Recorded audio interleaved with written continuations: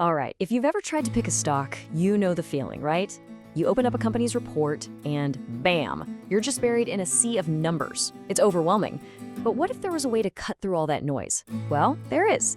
Today, we're talking about financial ratios, your secret weapon for making way smarter, more confident stock picks.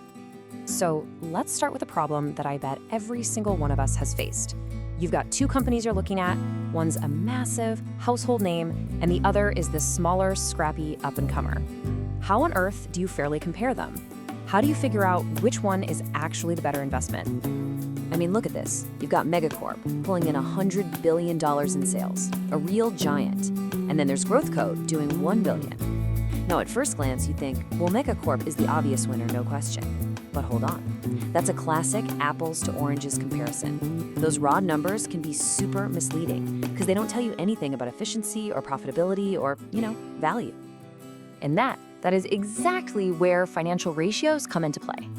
Think of them as a universal translator, a common language that helps us standardize everything so we can finally make a real apples-to-apples comparison. So what is a financial ratio really? Don't let the name intimidate you. It's actually a pretty simple concept.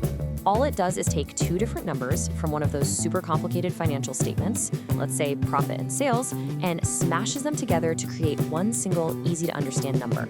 The whole point is to standardize things, to create a benchmark we can actually use.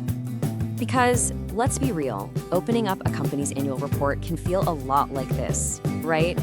It's just a crazy jumble of financial jargon, endless tables, and footnotes. It can feel like it's designed to be confusing, and trying to see the big picture is almost impossible. And this is what ratios give you. They take all that chaos and turn it into a clean, simple dashboard. Suddenly, those numbers make sense. And now you can actually put Megacorp and Growth Co. side by side on a level playing field. It is, no joke, a total game changer.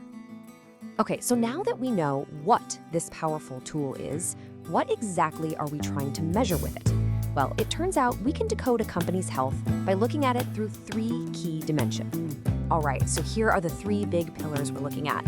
First up, profitability and capital efficiency. This is the big one. It basically asks, is this company actually good at making money? A classic ratio here is return on equity, or ROE. Think of it this way. For every single dollar you, as a shareholder, have invested, how many cents of profit is the company spitting out each year?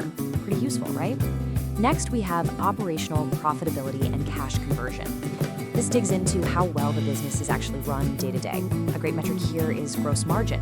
It tells you, after they pay for the basic cost of making their product, what percentage of every sale is left over as profit. And finally, number three, valuation. Simple question, is the stock cheap or is it expensive?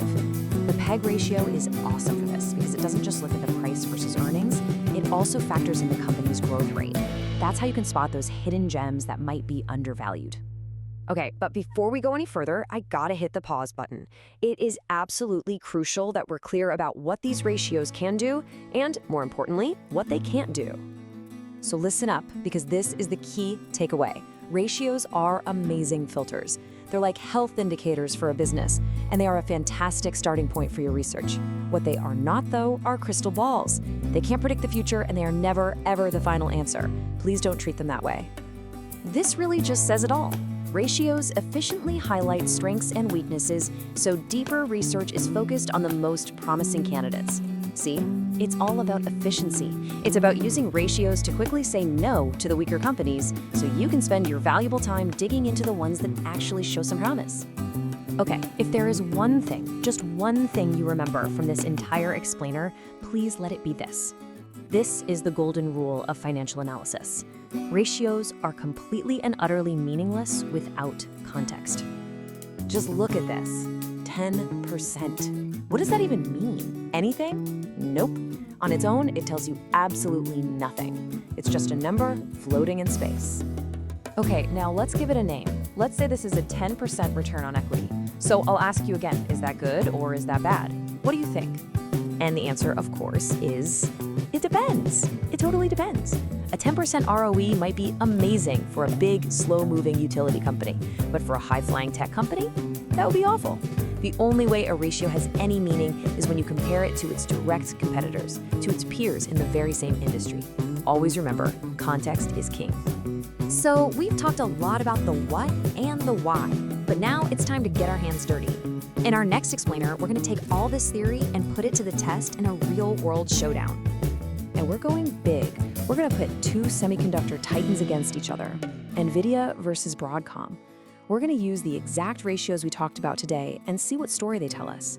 It'll be a great way to see how this stuff actually works when you're making a real investment decision. And that brings us to a final question for you.